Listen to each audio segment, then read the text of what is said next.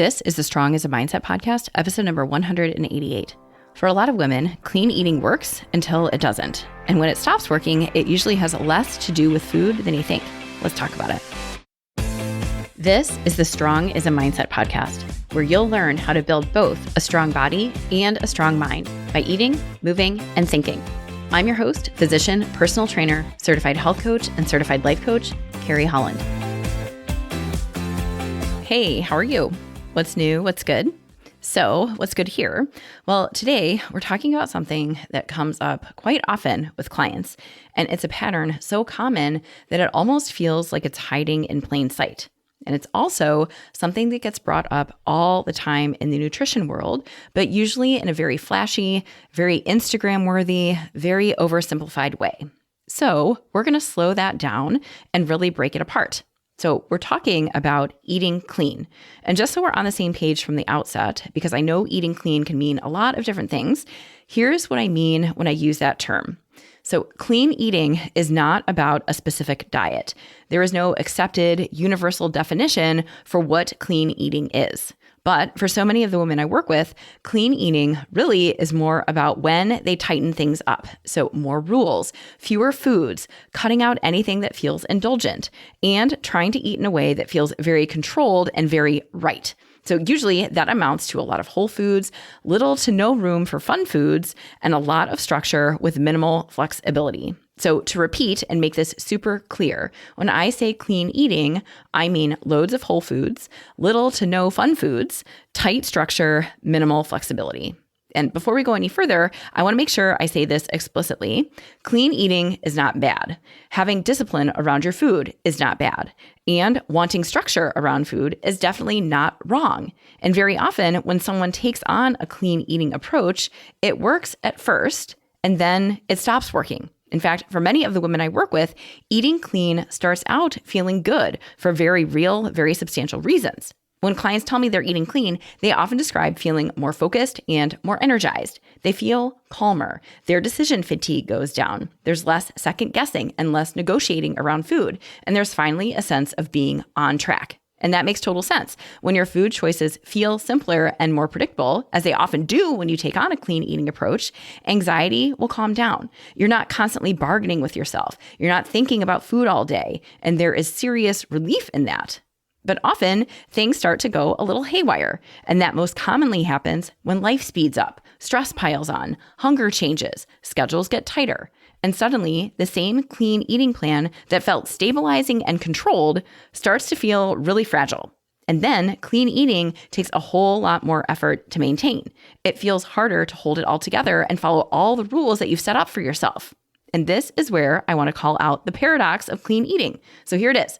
The very thing that makes clean eating feel good at first, the structure, the clarity, the sense of control, that's often the exact thing that makes it hard to sustain later. Because at first, the rules you create feel supportive. They help you feel steady and in control. But over time, those same rules can start to feel like something that you've got to hold on to. Like if you loosen your grip even a little, everything will fall apart.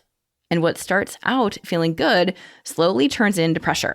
And if you've ever felt that shift where something that once felt supportive starts to feel heavy and constraining, you're not imagining it. And once you see that paradox, it starts to make sense why clean eating becomes about something more than just the food. And this is where I want to zoom out a little because this part tends to get missed. For many of the women I work with, clean eating isn't just a nutrition strategy. It's also an emotional one. Meaning, when your life feels uncertain, overwhelming, or just messy, food rules and eating clean step in and do a different kind of work than just feeding you. Those rules reduce uncertainty. They create boundaries. They give your brain something solid and concrete to hang on to when everything else in your life is going sideways. And again, that makes sense. If work feels chaotic, or if family stuff is stressful, or if you're stretched super thin, having one area of your life that feels clear and controlled can feel comforting. You don't have to think so much. You don't have to negotiate with yourself. You don't have to sit in ambiguity because you've spelled it out for yourself. Your food rules hold you.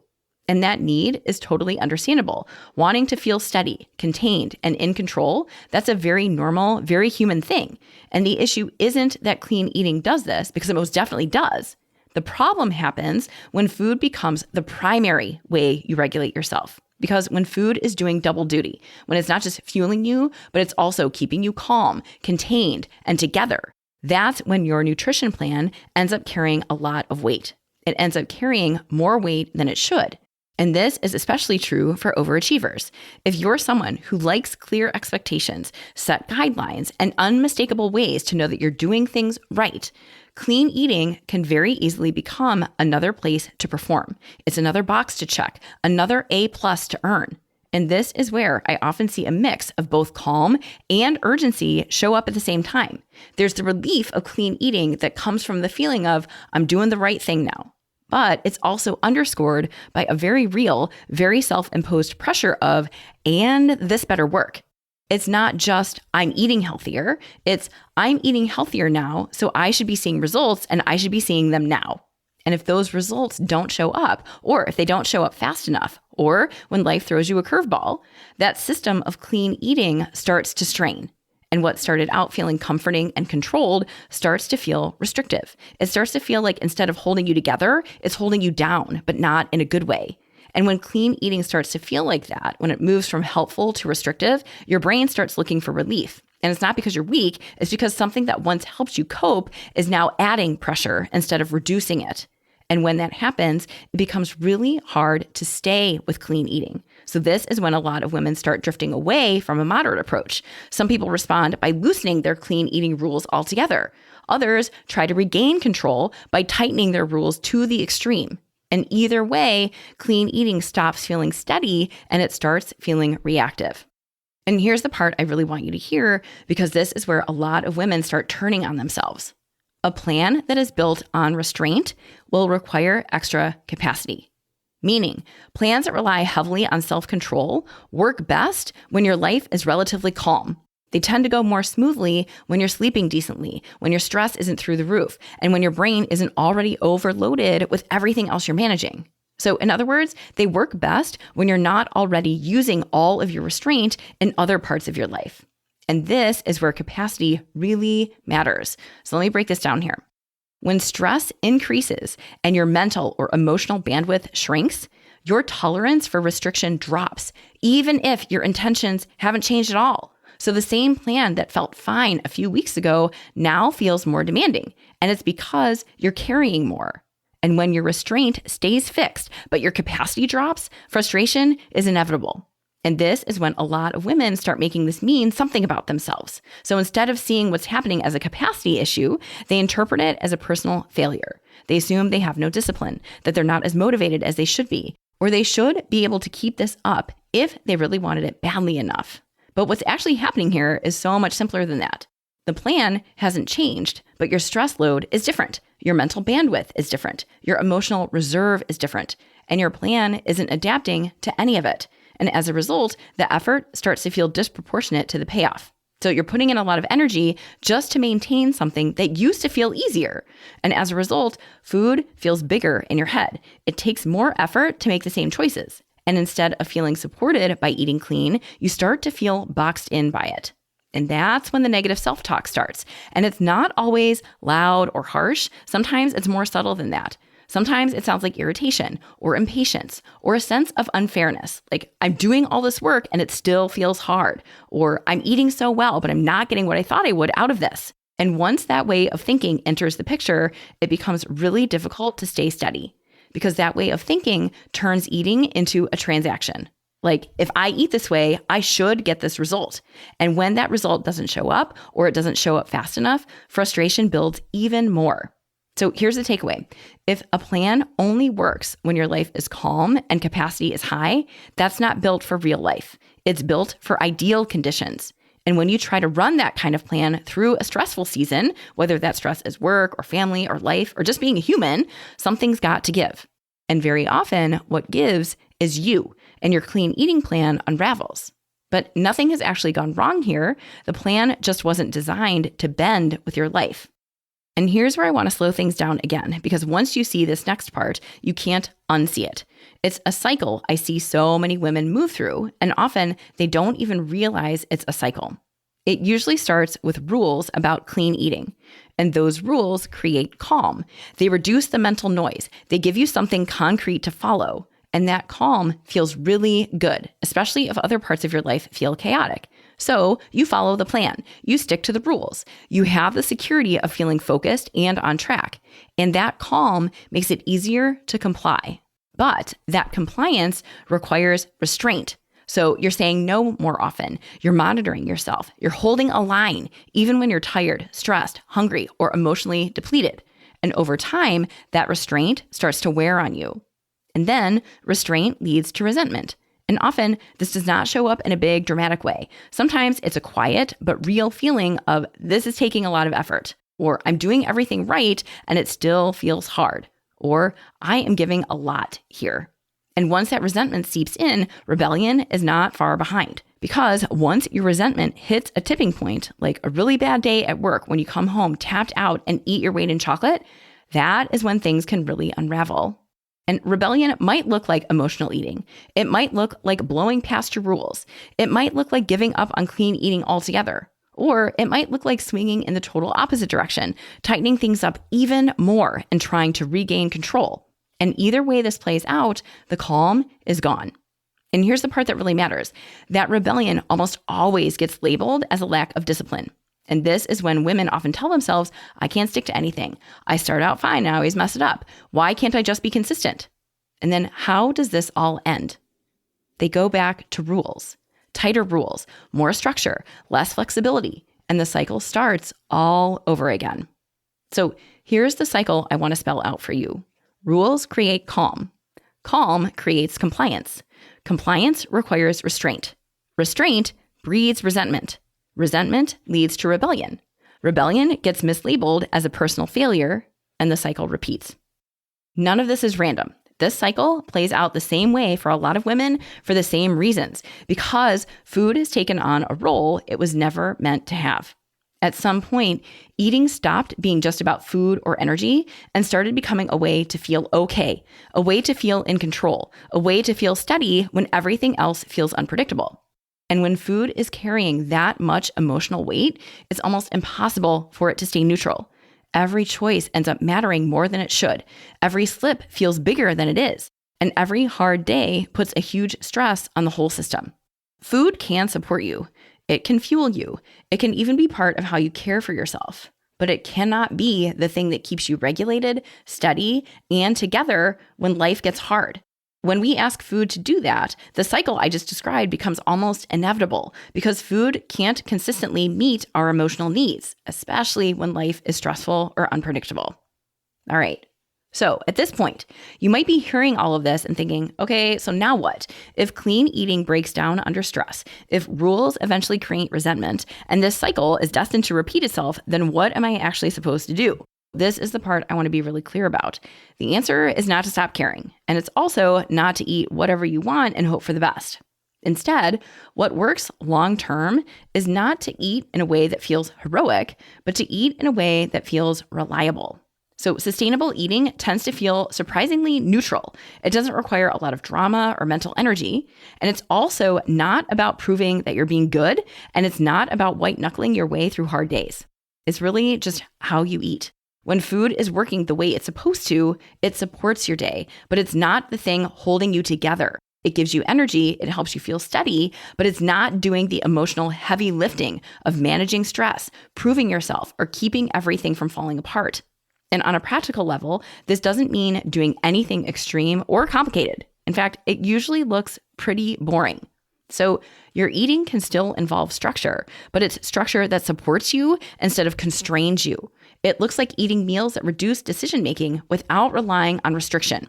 It looks like eating foods that you consistently eat because they make you feel good and keep you satisfied, not because they're allowed. So yes, there's protein, there's fiber, there's veggies and fruit, there's whole foods, there's less ultra-processed stuff, there's regular eating without trying to starve yourself. There are meals that you eat often enough, you don't have to think so hard about them or waste your limited time and energy on them. And most importantly, there's enough flexibility that life can happen without the whole thing falling apart. That means if you have a cookie when you didn't plan to, that's okay. You acknowledge it and you get on with it, but your eating doesn't entirely unravel because of that one cookie. And honestly, I want there to be space in your plan for things like a cookie or a piece of cake or chips and salsa, because your diet is not meant to be all clean all the time. That is no fun, and that is not sustainable. And now, here is where this connects to self-trust, and this is important. You do not need to fully trust yourself around food before you start eating this way. What matters more is what happens after you eat.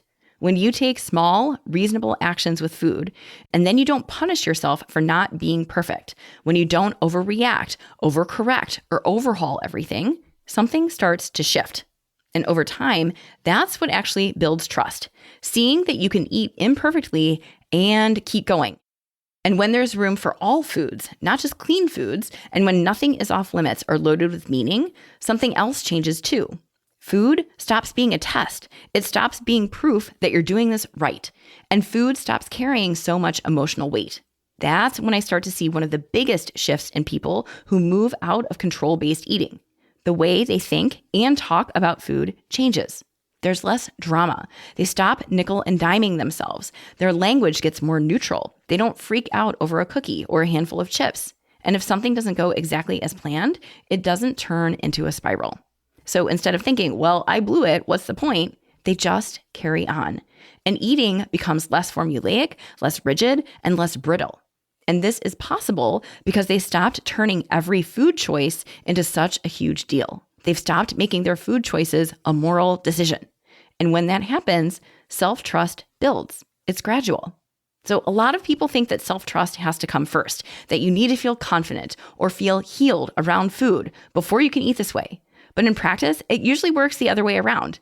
You eat in a more neutral, calm way first. You don't overreact. You don't overhaul everything. And over time, you show yourself that you can handle food without swinging between extremes. And that's when eating clean stops being about rigidity and starts being about choosing mostly healthy foods most of the time in a way that actually holds up in your real life. So, as we wrap up, I don't want you to walk away from this episode thinking about what you need to change or fix. So instead, I just want you to notice. If food rules feel like the only place in your life where you can breathe, that's information. If eating clean feels like the one thing holding you together when everything else is a mess, that matters. And it doesn't mean you're doing anything wrong, and it doesn't mean you need more willpower. For a lot of women, the instinct is to tighten things up even more, to try harder, be better, get stricter, especially when other parts of your life feel out of control. But what you might actually need isn't more control. You might need more stability and more permission to let food be food instead of the one thing that carries everything else. And none of that is a failure. It's just a signal. This episode isn't an argument against clean eating or against having structure or against caring about what you eat. It's really an invitation to look at why you're eating the way you are and what role food is playing in your life right now. If food rules feel like the only place you feel steady, that doesn't mean you need better rules. It means food is doing more work than it should be. And you don't fix that by tightening the reins. You fix it by building something that actually holds up, even when life is busy, messy, or stressful. All right? And if you want help with this, let's go. If eating clean has become the place where you try to feel steady or in control, and you want help untangling that, let's talk. When you coach with me, we don't just tweak how you're eating. We look at how food fits into your life, how you respond when things get hard, and how to build habits that actually hold up when real life happens. Check out my website, send me a message at www.carriehollandmd.com/contact, and let's talk about how coaching can help you. All right? Thank you again for hanging out with me, and I'll catch you again next week.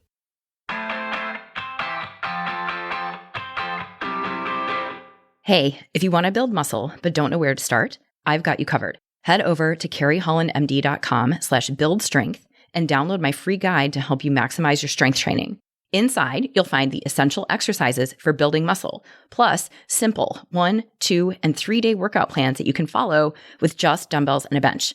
You'll also find strength training tips to help you train smarter and see real results. My goal is to help you get strong, and this strength training guide will help you do it. Go to carriehollandmd.com/buildstrength and check it out. Thank you for listening to the Strong is a Mindset podcast. If you want to learn more about how to build both a strong mind and a strong body by eating, moving, and most importantly, thinking, check out carriehollandmd.com.